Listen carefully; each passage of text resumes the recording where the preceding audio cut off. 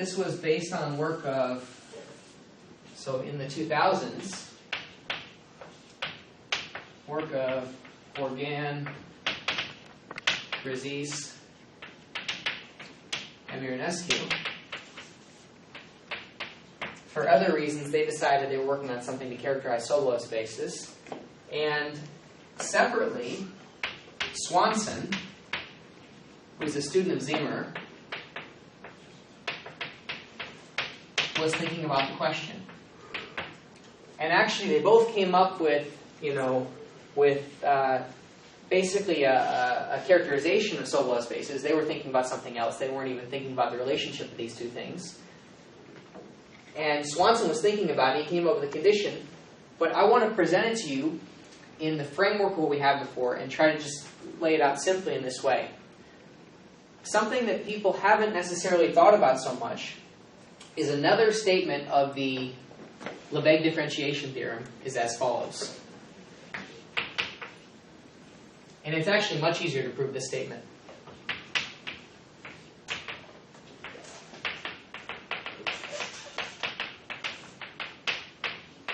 So if you take what we had before, as we had before, and you just add one integral,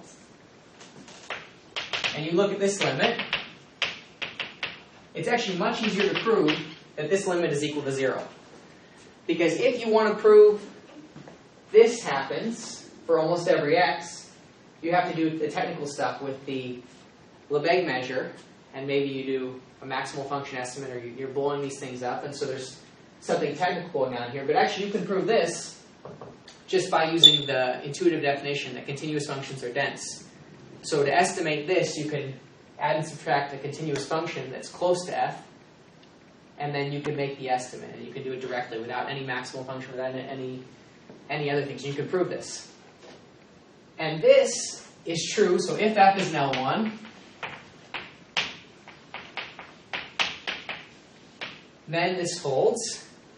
And actually, you have an Mn here, but actually if there is some W, which is an L1, such that the limit as epsilon goes to 0 of the same business,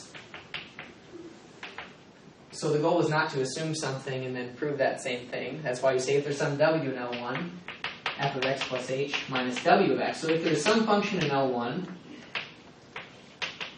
for which this limit is equal to 0, then this function f is also an L1, or this function f is an L1.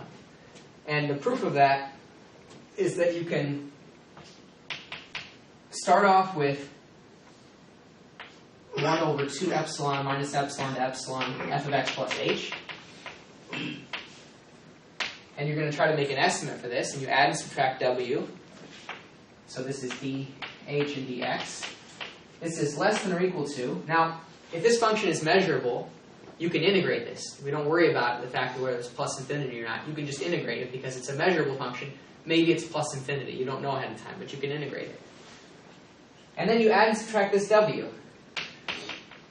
So we look at minus epsilon to epsilon, 1 over 2 epsilon, f of x plus h, minus w of x, dh, dx, plus the integral of w, but this averages out to 0, so we get the integral over r of w of x dx. And the assumption is that this limit goes to 0. So if you look at the limit as epsilon goes to 0, the assumption is this is finite. This goes to 0. So then you get bounds on this, and then you can end up showing that this is, first of all, that it goes to a measure, and then you can work a little bit more to show that it goes to an L1 function. So it's not so interesting in terms of what I'm going to say overall, but it's true that if it's an L1, then this holds, and if you have this holding, then actually you can show the function is an L1. It's characterization. So if we throw out this and we go to this other, we call it the other Lebesgue differentiation theorem, the easier Lebesgue differentiation theorem,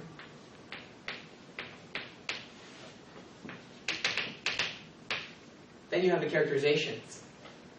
And it was observing that made me think about this, to write down that basically the idea here is to add an integral. That's the idea that both of them had in various forms.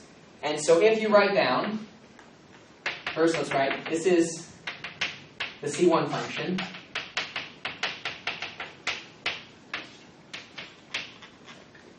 This is the Calderon-Zygmunt LP differentiability. And the idea, the ingredient that they add, is to add an integral. Then what you find is if f is in W11, then this holds. And conversely, if you don't want to write down f prime because you don't want to assume it's in W11, you should write down some other function. So if there's some, I called it W there, we call it V. If there's some V in L1 such that the same limit, minus epsilon, epsilon, 1 over 2 epsilon, plus h, minus f of x, minus f prime of x, h. Oh, that's the point. It's not f prime. You don't know it's f prime. It's just v divided by h, dh, dx. If this equals 0, so let's assume, first of all, if f is an L1, so if you want it to be in the Sobolev space, first you should ask if it's an L1. If f is an L1, there's some v in L1 for which you have this Taylor approximation. And since there's a couple integrals on there, we have a name. That's a Taylor approximation, first order. That's L1 differentiability. So I call this L1 Taylor approximation. If this L1 Taylor approximation property holds, then f is in W11. And you can work out that this function v has to be equal to that f prime. And v is equal to f prime, and that characterizes the Sobolev space, W11. And then if you do with p's, the only thing that changes, W1p, just a little comment, is W1p is you take smooth functions and you complete them in the LP norms. And if you do it with p's here, then you should put a p in here. And that's the only thing that changes. So you put p's here. And you get a characterization of W1p. What's interesting, and the last thing that I guess I'm almost done. The last thing I want to say is that what's interesting about this is that it actually does characterize W11. And it's not obvious if you don't think about these things for a while why that's important as opposed to W1p. But with these spaces, when p is bigger than 1, you have strict convexity, and when p equals 1, you just have convexity. And so there's a difference. And so when p equals 1, sometimes things are harder. For example, if you want to prove this right here, you want to prove that this means that the function is in L1. If you have a sequence which is bounded in L1, it's not reflexive, and so you don't necessarily get an element of L1. So you have to do a little bit more work when p is 1. And so in order to prove that it's an L1, and the same thing happens here. So this actually, the fact that it characterizes L1 as opposed to functions which maybe have discontinuities, functions we call bounded variation that they use in imaging, this is actually an interesting point that's a little bit subtler to talk about. So, let me ask, are there any questions? Is there any reasonable hope of getting another characterization that instead of there exists V, goes for all V? Once you have a V, it should be unique. Right. For this condition. Yeah. I'm talking about throughout this condition. Yeah. Can you get yet another definition of W11 where the definition runs, if for all V in L1 such a condition holds, where such a condition can be any made up thing you want? Oh, you want to, okay. Well, if you want to quantify over V in L1, then... I mean, you did. Except you used an existential. I did. But I'd say, would you mind if we change it to LP? Not terribly. All right. So...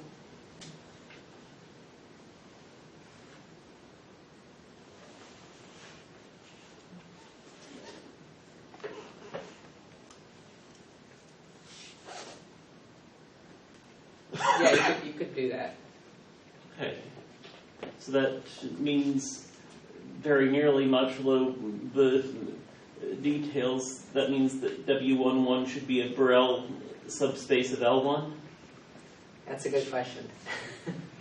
I mean, if that other definition exists, then it's true. What does it mean to be a Borel subspace? Well, you know what the open ones are. Take countable unions and countable intersections, and complements close under those operations. Take the open sets, close under those three operations. Those are the Borel ones. Just like with Borel subspaces of the reals. So we need to define what the topology we're talking about is. And we need to think of, I got to think about that. It's not norm the way that topology. What's that? Norm topology. Okay, so we're going to take, let me write that down. I see it better when it's written down in front of me. So let's take the norm of f in W11 is the integral of f plus f prime. So that's the norm. And now what's next? To get a topology, so this is topology. Okay. So yes, no. So we were talking about W11 as a subset of L1. And so this is a subset of L1. This is a set of functions in L1 for which this is finite. Yeah. So W11 is a subset of L1. Well, L1 has a natural topology on it arising from the L1 norm. Yeah. So this. Yeah. Yes. Yeah. Okay. So then take the Borel sets in that topology. In which topology? In the L1 topology. In the L1 topology. If the answer you gave me about a for all D definition is true, if that's true, then W11 is a Borel subset of L1. Okay. So let's just think about that a second. What is the L1 and what is the Borel topology with L1? The Borel sets? Yeah, what are the Borel sets? I don't know, there's some horrible things. I gotta have an example in my head if I'm gonna wrap my mind around. Okay, so take open balls in L1. Mm-hmm. Take a countable disjoint set of open balls in L1. Okay. That's first level. And then you can take a few of those and maybe intersect them. Maybe you can take countably many of those and intersect them. So once you get past about 3 levels of the Borel hierarchy, it's almost impossible to imagine examples. But a countable union of balls in L1 is, I think, not... a countable intersection of balls in L1 may not be L1 open, but it is L1 Borel. Okay. We're going to have to talk about this afterwards.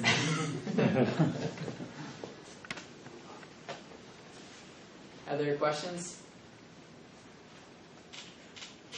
Is there some study to find some certain special space between, for example, Sobolev space and maybe CC1 or like that? You draw a picture, and then proper subspace with respect to certain norm, and then bigger space, and then the other bigger space, and then but somehow there is some study to try to discover some certain special space between the two spaces you produce.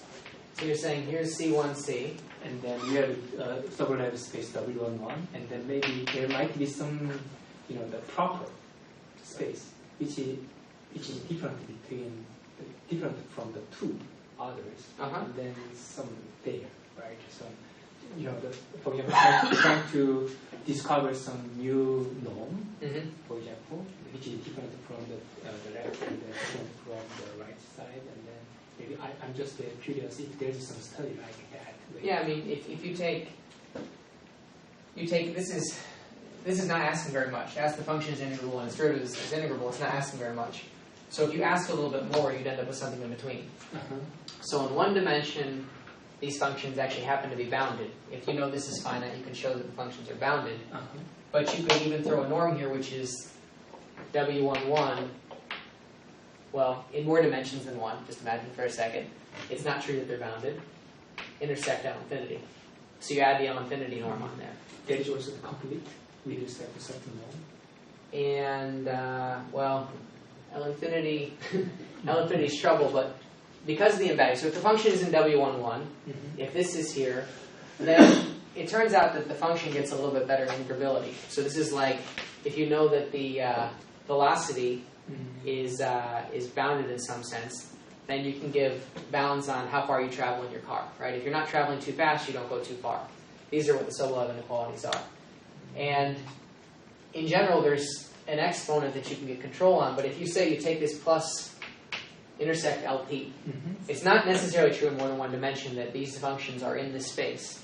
But if you take the functions and you add, so then you add, now we have to go in more dimensions just for a second, so now we're going to put a gradient here.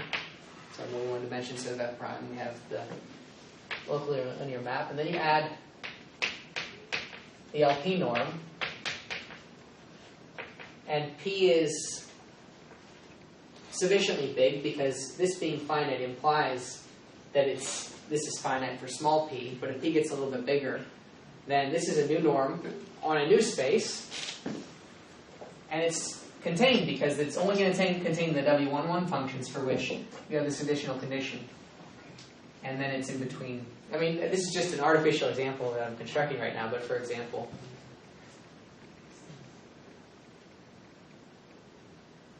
there's some good example, maybe there's some application why people are trying to study the Sobolev space especially. Well, I mean, the original motivation of Sobolev, and I found it's not terribly useful to write this stuff down. That's why you see the Taylor series, and then you see this two integrals Taylor series. It feels a little bit easier. But the original idea is you want to solve a PDE. You want to solve a PDE. And if U is C2 with compact support, then you can make sense of this pointwise. You take two derivatives, and then it's defined at every place. And you have pointwise equality. But actually, you can think about different examples of f for which U may not be C2. So this function, or this equation, may not be defined pointwise.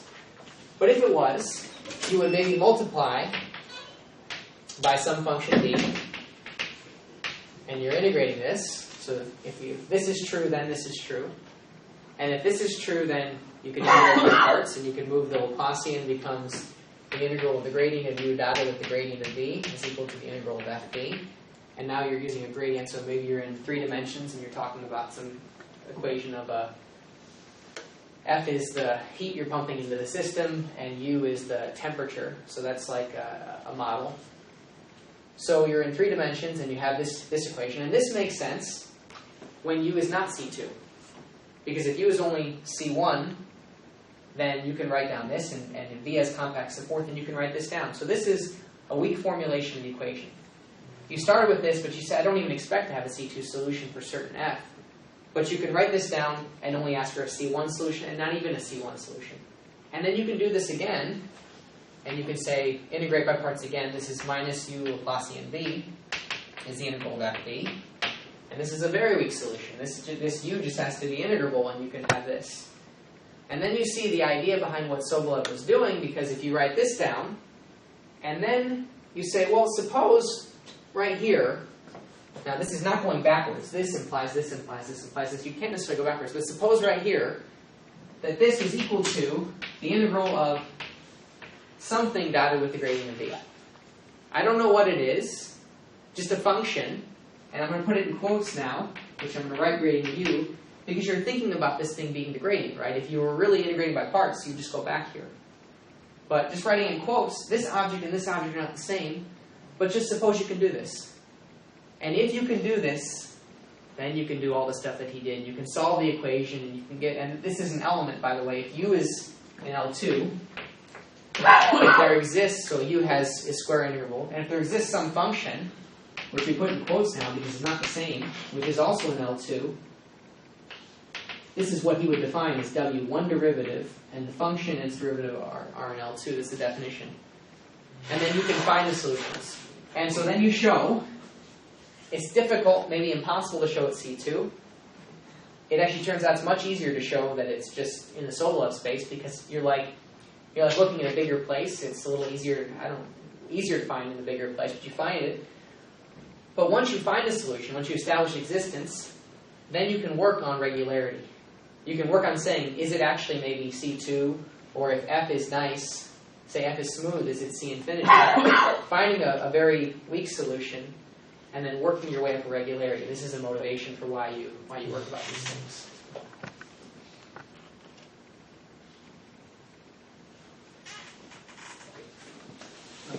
Any other questions?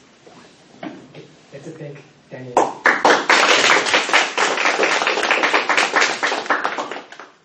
We have a refreshment in the math library. Do we have right? Wait. I didn't know.